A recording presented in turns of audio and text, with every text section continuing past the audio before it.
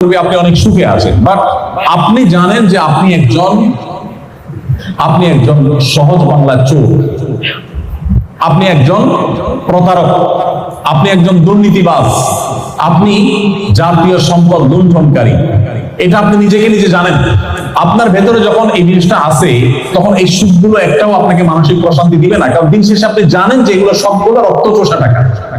আপনার অপরাধ বোধের এই যে জ্বালা, এই জ্বালা থেকে বাঁচার কোনো ট্যাবলেট পৃথিবীতে আবিষ্কার হয় নাই, কেমন পর্যন্ত হবেও না। আপনাকে এটা সারা জীবন বয়ে যেতেই হবে। আপনার অবৈধ উপার্জন দিয়ে আপনার সন্তান খুব হাসি মুখে তার লাইফ হয়তো লিড করতে পারে।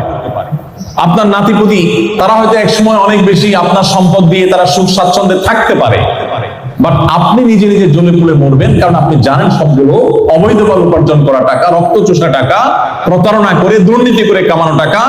এই যে অপরাধ বোধের যে একটা জ্বালা থাকে, এই